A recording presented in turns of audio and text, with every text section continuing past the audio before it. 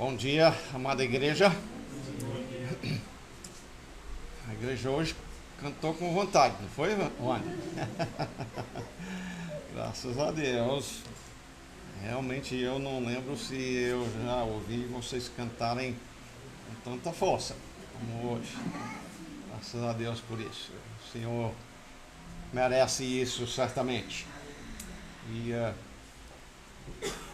quero dizer que no domingo passado eu falei quanto à questão de honrar o Senhor com o nosso tempo.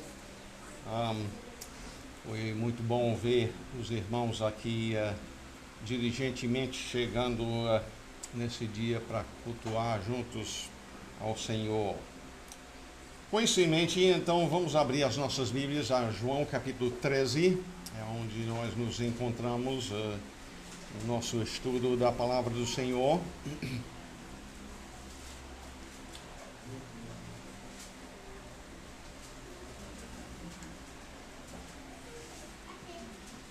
Aqui nós nos encontramos na noite em que Jesus foi traído. Ele tem passado já mais de 3 anos dando instrução, vivendo dia a dia e instruindo os 12 apóstolos. E aqui está chegando a hora de cumprir a parte principal que ele veio fazer, mas também a mais difícil, a sua morte na cruz para salvar pecadores. E no domingo passado, então, nós vimos o primeiro parágrafo do capítulo 13, vendo lá essa grande demonstração do amor de Jesus, do amor demonstrado com sua paciência com os discípulos, que ele tem ensinado mesmo naquela semana. Olha, eu não vim para ser servido, mas para servir e até dar a minha vida por pecadores que não merecem. E aí chegam lá, se reúnem para a última ceia, na celebração da Páscoa. E lá os 12 estão argumentando quem vai ser o mais importante.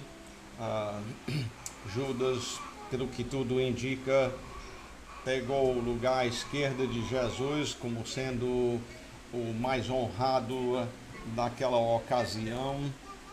E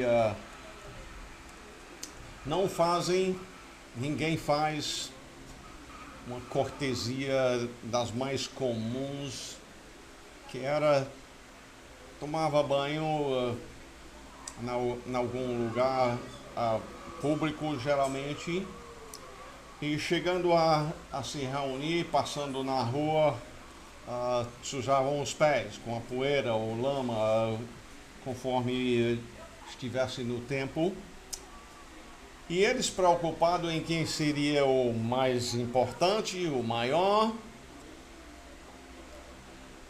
não cuidam de lavar os pés. E Jesus já ensinou, mas eles não têm aprendido por meio do ensino da palavra. E ele agora deu o exemplo, lavando os pés dos seus apóstolos. E aí vamos pegar no versículo 12, eu vou ler primeiramente até o versículo 20. Depois de lhes ter lavado os pés, tomou as vestes e, voltando à mesa, perguntou-lhes: compreendeis o que vos fiz? Vós me chamais o Mestre e o Senhor, e dizeis bem, porque eu o sou. Ora, se eu, sendo o Senhor e o Mestre, vos lavei os pés, também vós deveis lavar os pés uns dos outros. Tinham feito isso? Não, né? Porque eu vos dei o exemplo, para que, como eu vos fiz, façais vós também. Em verdade vos digo, que o servo não é maior do que o seu senhor, nenhum enviado maior do que aquele que o enviou. Ora, se sabeis estas coisas, bem-aventurados sois, se as praticardes. Não falo a respeito de todos vós, pois eu conheço aqueles que escolhi. É antes para que se cumpra a Escritura: aquele que come do meu pão levantou contra mim o seu calcanhar. Desde já vos digo, antes que aconteça, para que quando acontecer, creiais que eu sou. Em verdade vos digo, quem recebe aquele que eu enviar, a mim me recebe. E quem me recebe, recebe aquele que me enviou. Senhor, estamos aqui para reconhecer o senhorio Teu,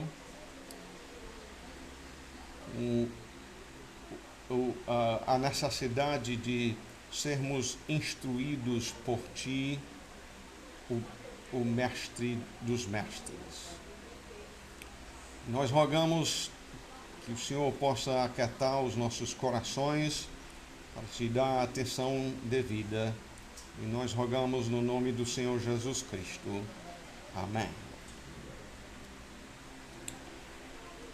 Jesus passa então a fazer esta pergunta: vocês compreenderam o que eu fiz?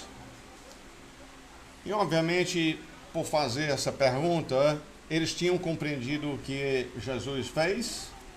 Não. Eles viram o que Jesus fez, mas certamente não se podia compreender, pelo menos a profundidade do significado disto. E por isso ele passa a instruí-los. Ele diz: vós me chamais o Mestre e o Senhor, e dizeis bem, porque eu sou. Ele menciona aqui então o fato de ele ser duas coisas. Primeiramente, mestre. E como mestre, ele está no momento instruindo eles. Ele perguntou: vocês entenderam o que eu fiz? E ele passa então a explicar.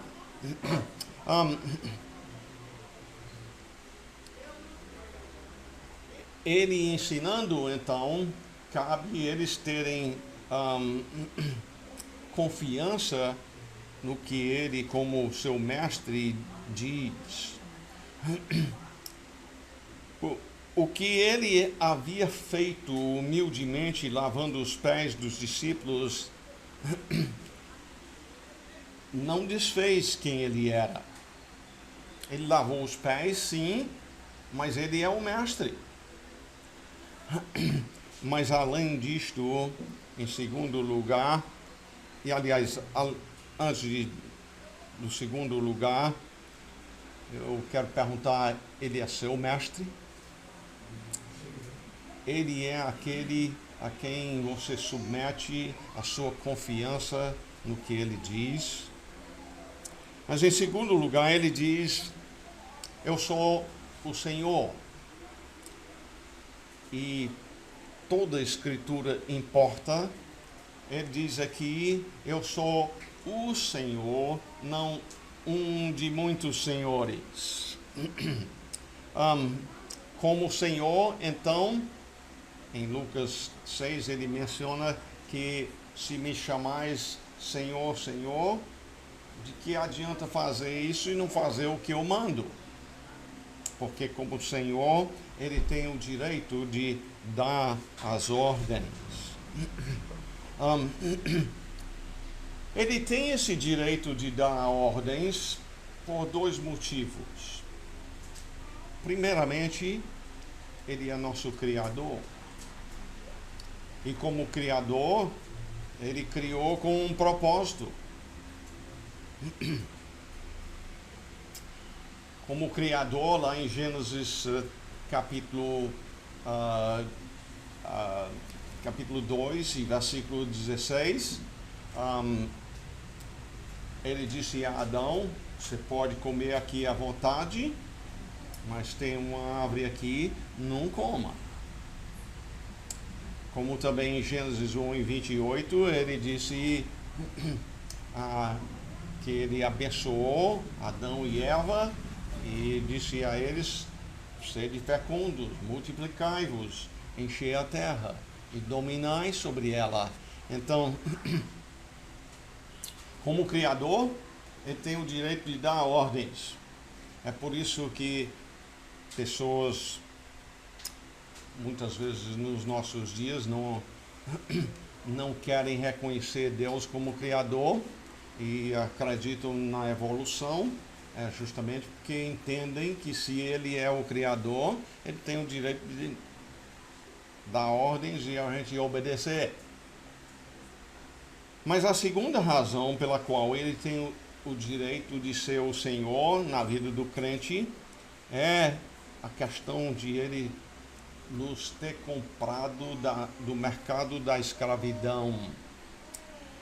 Em 1 Coríntios capítulo 6, versículo 19 e 20, diz: acaso não sabeis que o vosso corpo é santuário do Espírito Santo que está em vós, o qual tendes da parte de Deus, e, preste atenção, e que não sois de vós mesmos? Porque fostes comprados por preço. Agora, pois, glorificai a Deus no vosso corpo. Aí é Ele sendo o Senhor, dando ordem.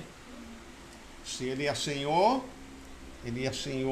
do crente, porque o comprou do mercado da escravidão para libertá-lo, não libertá-lo para pecar, mas libertá-lo da escravidão ao pecado e da sua consequência, para Ele ser o nosso Senhor. Neste contexto, então, o jovem, o não casado, glorifica a Deus no seu corpo, se abstendo de toda forma de sexo, e aos casados glorificam a Deus por servir um ao outro nas intimidades. Então, Jesus disse: eu sou o mestre, eu sou o Senhor. Ele continua dizendo, então, no versículo 14: ora, se eu, sendo o Senhor e o mestre, vos lavei os pés, também vós devíeis lavar os pés uns dos outros. Ele diz: se eu, o mestre e o Senhor, faço isso, vocês deviam fazer também. Porque, como diz no versículo 15, eu vos dei o exemplo, para que, como eu vos fiz, façais vós também. Então, o exemplo de Jesus aqui deve ser seguido. Ele havia ensinado naquela semana que o amor leve a pessoa a servir. Como servo do Senhor, ele serviu, o salvo serve também. O que cabia para eles nessa hora não era estar procurando grandeza para si, mas deveriam estar pensando em servir até nas menores coisas. Pense bem, Jesus, ao lavar os pés, ele lavou os pés de Judas? Ou só ficou ele de fora? Certamente Jesus lavou os pés até dele, que vai já a ser desmascarado como o traidor que é. Ele havia dito para eles: o Filho do Homem não veio para ser servido, mas para servir. E agora ele havia demonstrado o seu amor Agora, se o exemplo de Jesus deve ser seguido, cabe a pergunta: é coisa que se deve seguir literalmente, em termos de que nós deveríamos então aqui ao acabar o culto fazer uma fila aqui e lavar os pés uns dos outros? Aliás, deixa-me dizer que eu já estive numa igreja, uma igreja conservadora, em que a gente fez isso, lá nos Estados Unidos.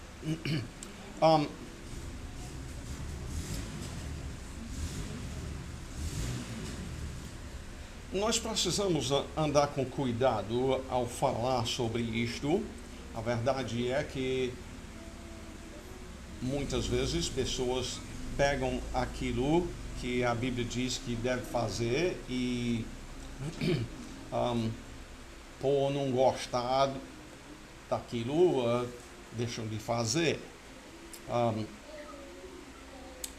Por exemplo, onde dizem em 1 Timóteo capítulo 2 que a mulher deve estar em silêncio e que não deve estar liderando no culto da igreja. Muitos dizem, mas isso é só questão de a cultura daquele dia, não precisa a gente fazer isso hoje em dia, não. Ignorando que lá os dois motivos dados, explicação de por que deve ser assim,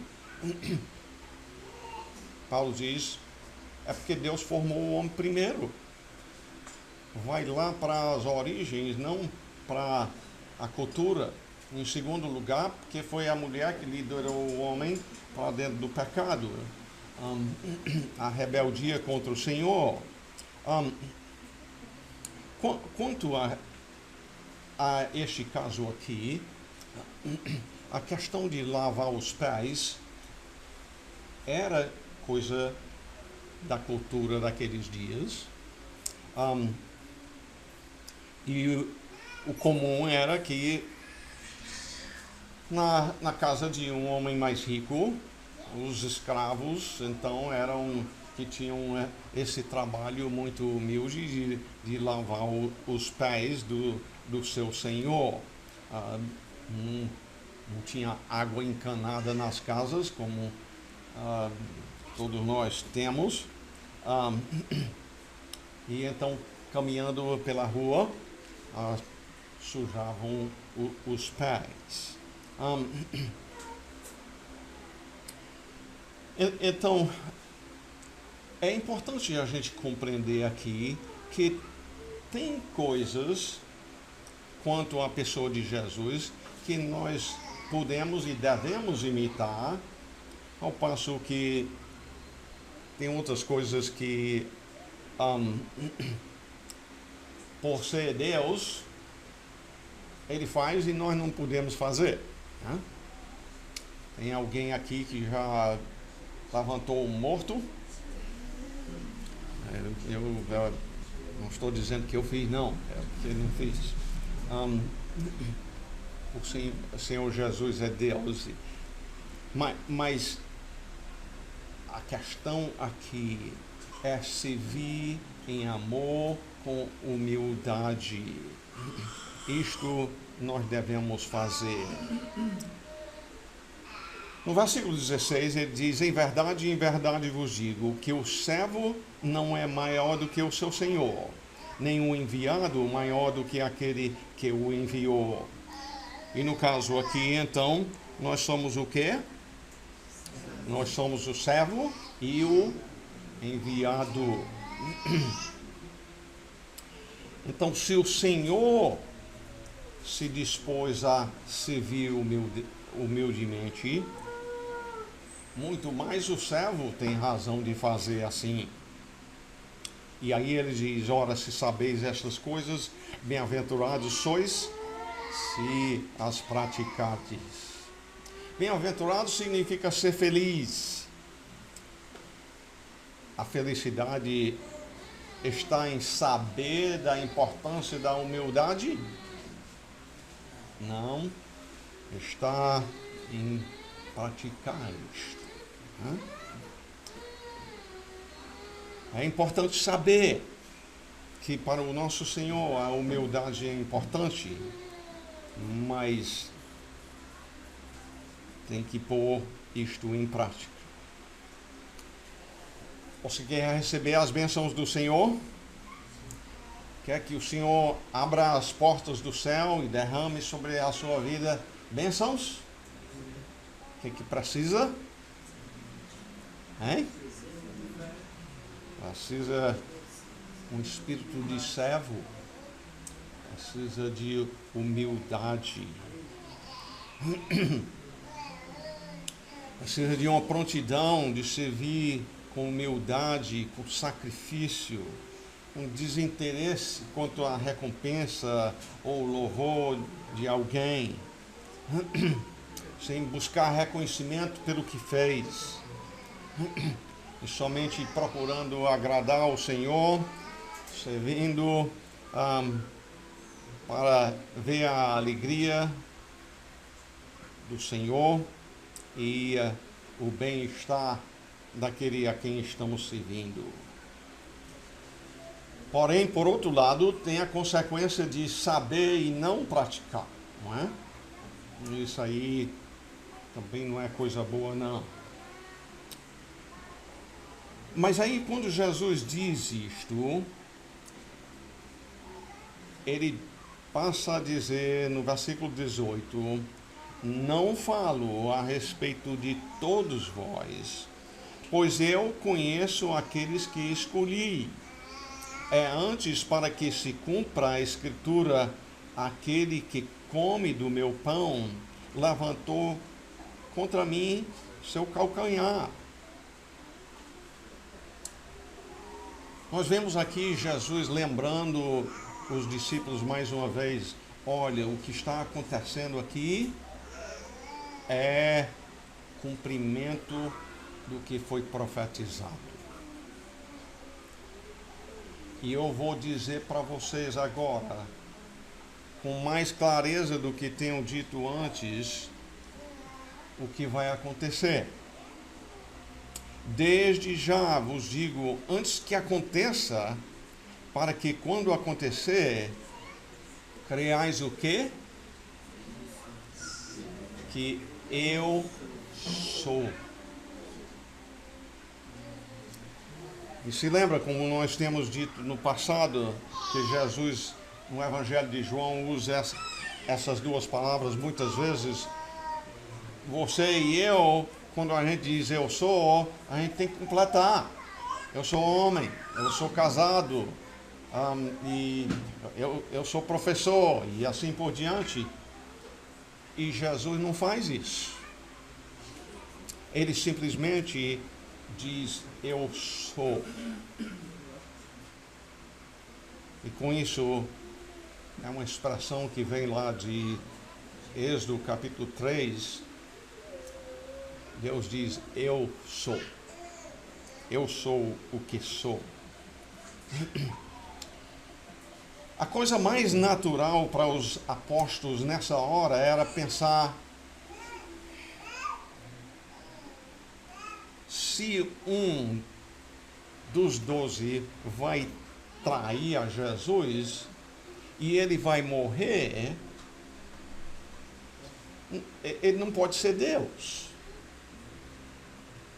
E o que é que Jesus diz? Sabendo aquilo que pensariam, ele diz: olha, eu já vou dizer para vocês exatamente o que vai acontecer, porque eu sou Deus. É uma demonstração que eu sou Deus.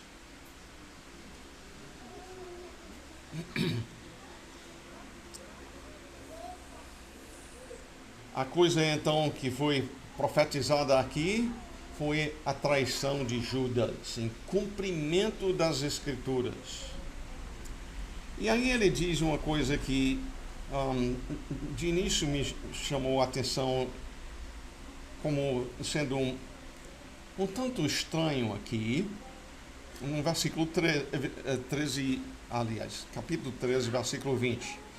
Em verdade vos digo, quem recebe aquele que eu enviar, a mim me recebe, e quem me recebe, recebe também aquele que eu enviar.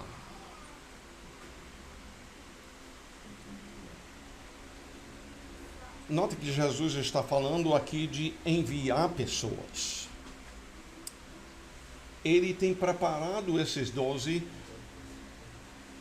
aliás, nem só para evangelizar Israel, até agora era só Israel, mas para logo mais dizer: ide, portanto, fazei discípulos de todas as nações. E podiam muito bem pensar que se no meio dos 12 surge um traidor,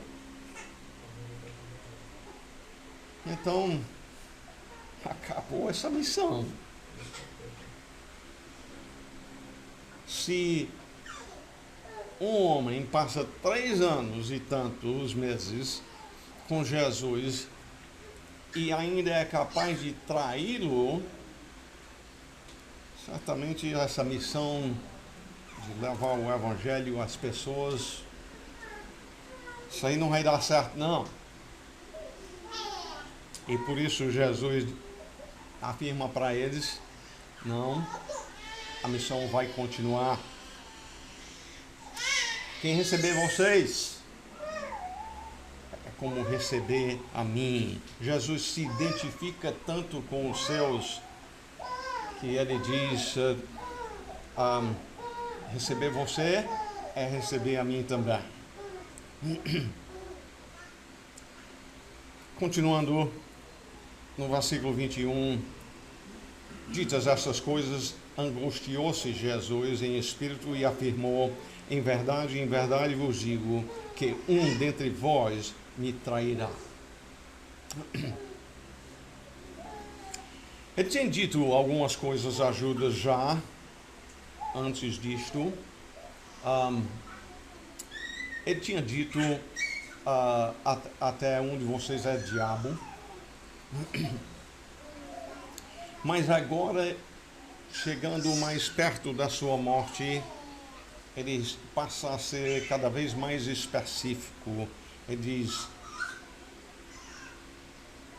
em verdade, enfatizando assim a importância do que ele está dizendo: um dentre vós me trairá. A angústia de Jesus em espírito nessa hora seria em relação àquilo que seria feito e pelas consequências que Judas sofreria. Exteriormente, Judas havia se comportado como qualquer outro dos apóstolos. Aquele negócio de viver uma cultura cristã, mas não ser regenerado. E acontece entre a Igreja de Cristo hoje em dia também. Porque parece que a vida de um crente é bom em termos de família, eu vou fazer também. Né? E um incrédulo pode fazer isso? Pode. Judas tinha certamente... ou pense assim comigo, primeiramente. Quando Jesus disse: um de vocês vai me trair, todo mundo imediatamente olhou para Judas. Está aí o homem. Ele não pregou como nós pregamos. Ele não fez milagres como nós fizemos. Foi? Não.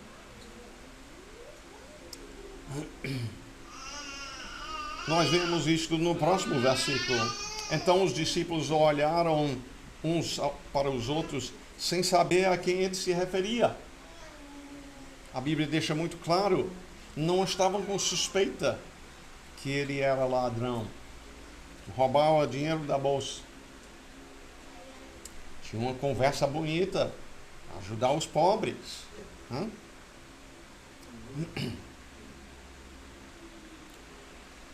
De fato, em Marcos capítulo 14, versículo 19, começaram a entristecer-se os apóstolos e dizer-lhe um após outro: porventura sou eu?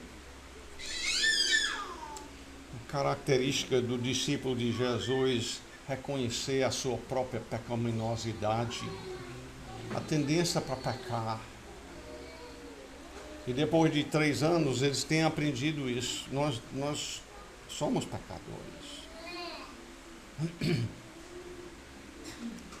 Quanto ao futuro juízo, em Mateus capítulo 25, Jesus falou umas palavras que impressionam a gente. Então dirá o rei aos que estiveram à sua direita, os salvos: vinde benditos de meu Pai, entrai na posse do reino que vos está preparado desde a fundação do mundo.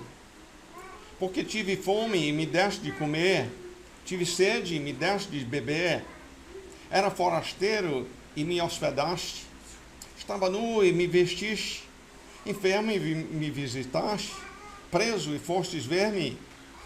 Então perguntarão os justos: Senhor, quando foi que te vimos com fome e te demos de comer, ou com sede e te demos de beber? Quando te vimos forasteiro e te hospedamos, ou nu e te vestimos? E quando te vimos enfermo ou preso e te fomos visitar? Os salvos estão lá pensando logo em tudo que fizeram para ele? Não. E aliás, eu não vou ler essa parte, mas quanto aos incrédulos, eles vão dizer exatamente o contrário. Senhor, quando foi que nós te vimos nessa situação e não fizemos? E aí, em versículo 40, Jesus responde: o rei, porém, respondendo, lhes dirá: em verdade vos afirmo que sempre que o fizeste a um destes pequenininhos irmãos, a mim me fizeste. A identificação de Jesus com os seus enviados. Agora, para entender um pouco mais a questão aqui, Mateus relata no capítulo 26, versículo 22, e eles, os apóstolos, muitíssimo contristados, começaram um por um a perguntar-lhe: porventura sou eu, Senhor? E ele responde: o que mete comigo a mão no prato, esse me trairá. O Filho do Homem vai, como está escrito a seu respeito, mas ai daquele por intermédio de quem o Filho do Homem está sendo traído. Melhor lhe fora não ter nascido.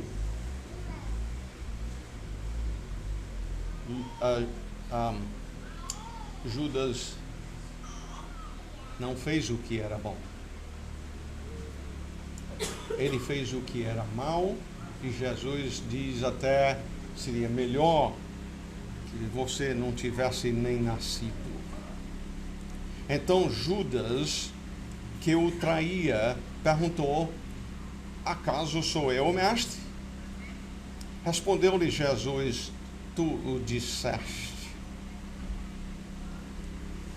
E aí cabe a pergunta: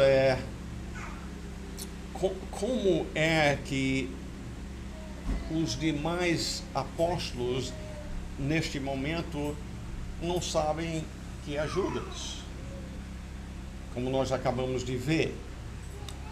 E eu entenderia assim, que no caso,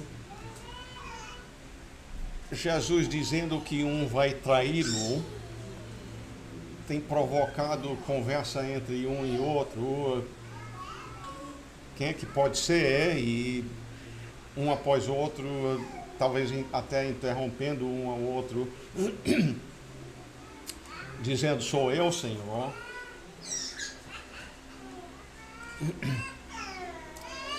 que Judas, para não ficar por fora, né, pergunta, e Jesus diz para ele que é ele, mas os outros, ajuntando os 4 evangelhos, os outros obviamente não entenderam que Jesus tinha dito a Judas: é você. Jesus fez isso. Voltando a João 13, versículo 23, ora, ali estava conchegado a Jesus um dos seus discípulos, aquele a quem ele amava. A esse fez Simão Pedro sinal, dizendo-lhe: pergunta a quem ele se refere. Obviamente, Pedro está reconhecendo que ele não sabe quem é que vai traí-lo. E se João tem que perguntar, é porque João também não sabe, né? E então João é quem se refere aqui a ser ele o discípulo amado. Ele reconheceu o amor que Jesus tinha por ele. Sim, Jesus amava a todos, amou os seus. Nós vimos aqui no versículo 1, tendo amado os seus que estavam no mundo, amou-os até o fim. Mas João está muito impressionado em como é que o Senhor pode amar ele. Então, Simão faz sinal a João para perguntar quem é. E por que Pedro quer saber quem é o traidor?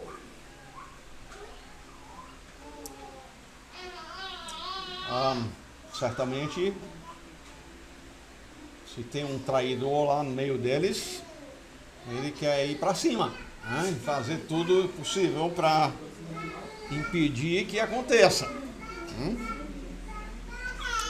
Então aquele discípulo, reclinando sobre o peito de Jesus, perguntou-lhe: Senhor, quem é? Assim, cumprindo aquilo que Pedro tinha pedido que ele fizesse, mas certamente ele interessado em saber também. Obviamente, Pedro está perguntando isto porque João está ao lado de Jesus, pelo que entendo, do lado direito dele. Respondeu Jesus: é aquele a quem eu der o pedaço de pão molhado. Tomou, pois, um pedaço de pão e, tendo molhado, isso fazia parte da celebração da Páscoa, deu-o a Judas, filho de Simão Iscariotes. Do que eu entendi, este molho era uma pasta aí de figos, de tâmaras e outras frutas de lá, junto com um vinagre. E talvez era mais semelhante a vocês colocar uma geleia num pão, né? E aí você perguntaria: pois bem, se Jesus explicou isto e imediatamente faz isso para Judas, todos os apóstolos agora passam a compreender quem é o traidor? E a resposta é que não.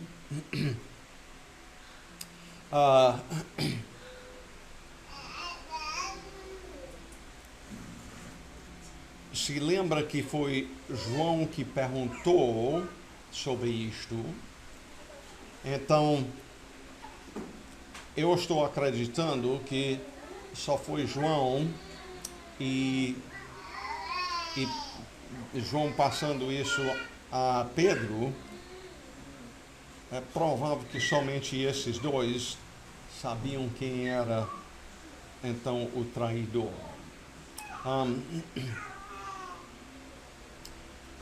Versículo 27. E após o bocado, imediatamente entrou nele Satanás.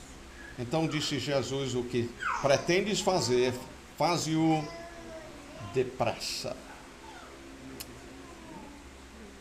Na semana passada, no versículo 2, nós vimos que o diabo tinha posto no coração de Judas que traísse a Jesus. Mas agora, neste momento, quando Jesus desmascara o traidor, agora Satanás toma posse deste homem.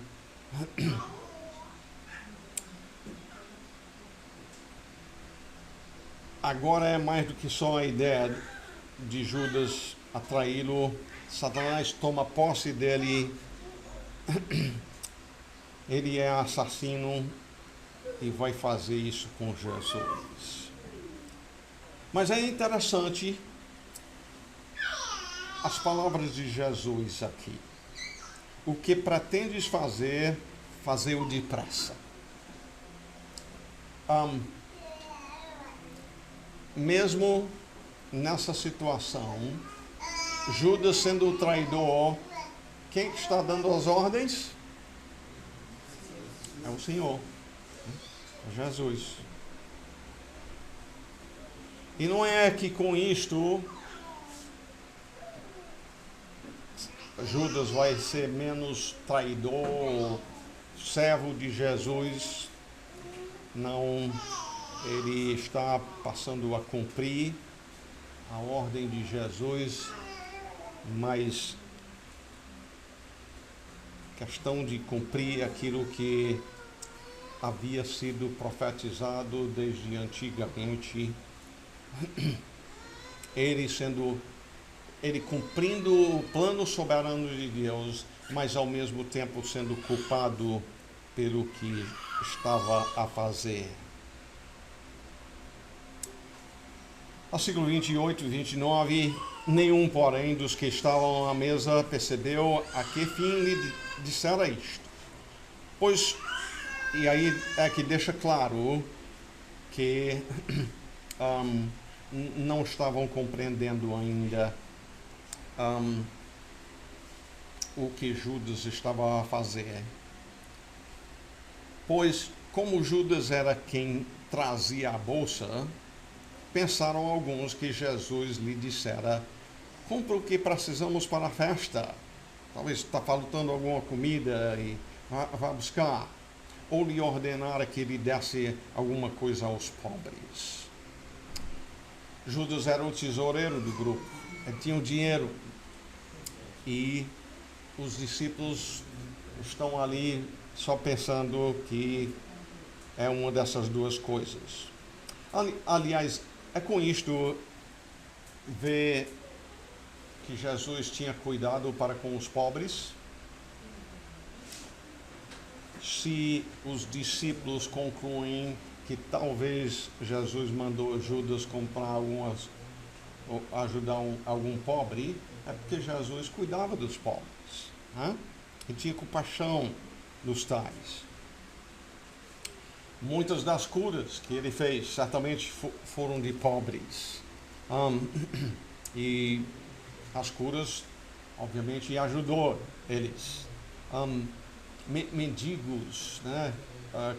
Curados, que não podiam andar e não podiam trabalhar. Né? A multiplicação dos pães ajuda a pessoas necessitadas. Talvez tivesse ricos ali também, mas certamente a grande maioria era pobre. Porém, por outro lado, no próximo dia, quando queriam que ele continuasse fazendo isso, ele não o fez, em João 6.